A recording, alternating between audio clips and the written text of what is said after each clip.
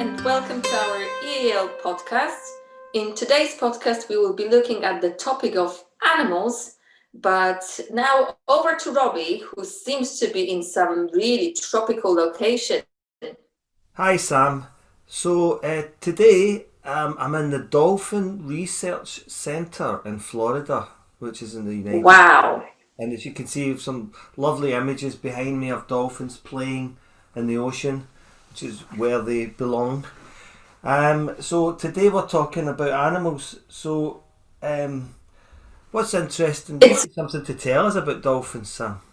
well, yes, as you remember, I was telling you how recently my friend thought that dolphins are fish, which in fact they are not. They are mammals. Yes. They just adapted to live underwater and they can breathe air through the blowholes that they have at the top of their heads. Wow. But I thought this is a really interesting topic to discuss since she didn't really know how to classify animals to the groups. So I wonder whether you could tell us a little bit more about animal groups. Well, it seems as though when I was looking into it, and it seems as though there are six different groups of animals that we know of.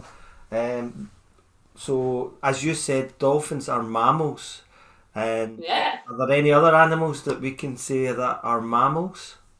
Yes, well, you cats and dogs, farm animals, but also pandas, Uh-huh. beavers, who are also very good swimmers, Wow. kangaroos. They are mammals, and we can maybe show you a more detailed clip later on that goes into details of why mammals are mammals and how we classify them. Like all other groups, mammals come in all different shapes and sizes, including human shape. But all mammals, including us, have shared characteristics. Mammals have hair or fur. They need to breathe air, and the mothers almost always give birth to live young, which they provide with milk to feed them and help them grow. Mammals are also warm-blooded.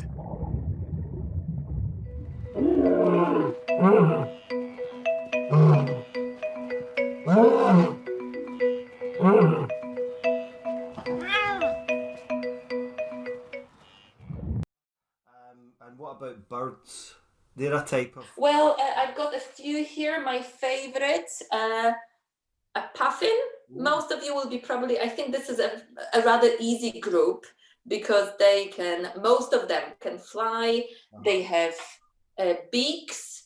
Uh-huh. Although here you've got another example of an animal, a penguin that adapted to its environment. It can't fly, but it's a fantastic swimmer. But again, to find out more about how we classify animals, you can watch that clip and it will give you all the explanations. Your cosmopolitan pigeon as Oh, yeah. well.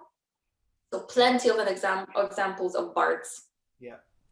And you can see pigeons everywhere, every city in the world, really, can't you? Amazing. What about reptiles? Well, they are.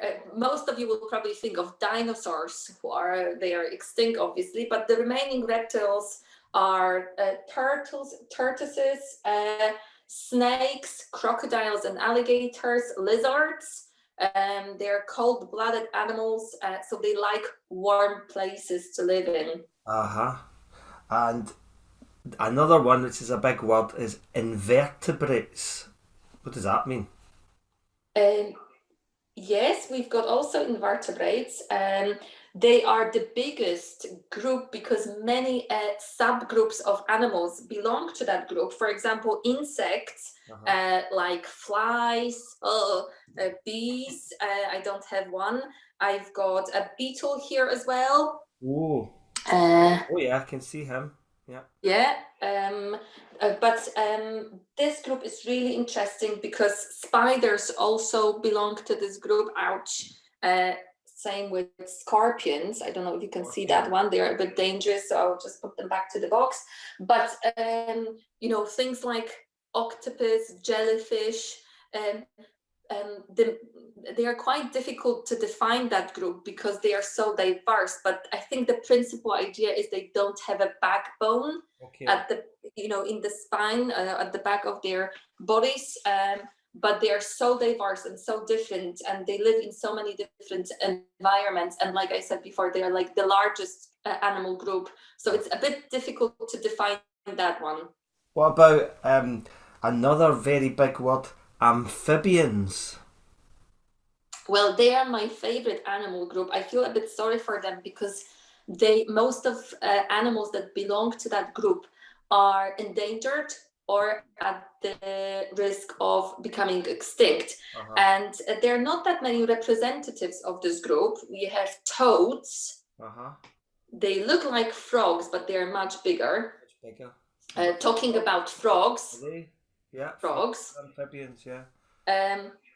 We've got salamanders and newts. Uh-huh. And they look a bit like lizards, but they are not. They A still lizard? need water to. Are lizards A amphibians? lizard, a reptile. Remember, lizard is a reptile. They lay eggs on land, so that's a characteristic for a reptile. Amphibians need water to reproduce, so to breed, they need to lay eggs in water. Uh-huh. Wow. So interesting. And then the last category is fish.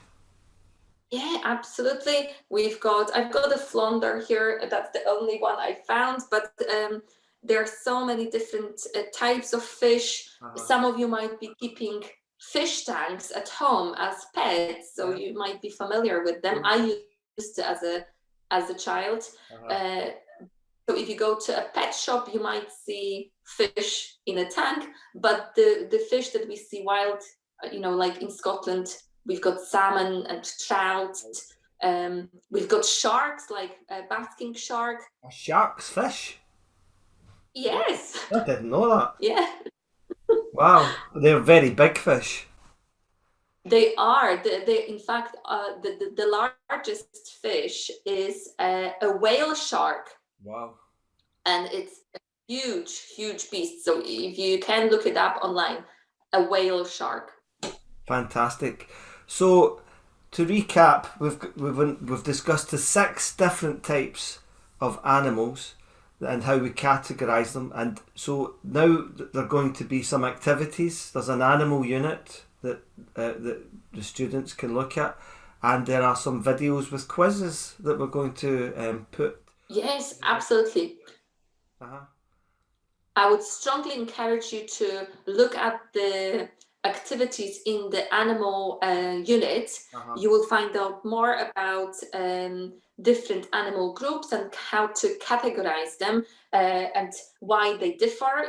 Some might have feathers, some might have fur, some might have fins. So you will find out all about it through the booklet and also by watching the video. All right, thanks for that, Sam. But anyway, so from Florida, the Dolphin Research Centre, I'll be saying see you later, and we'll catch up with you in the studio back in Glasgow at some point. Brilliant. Take care and enjoy the view.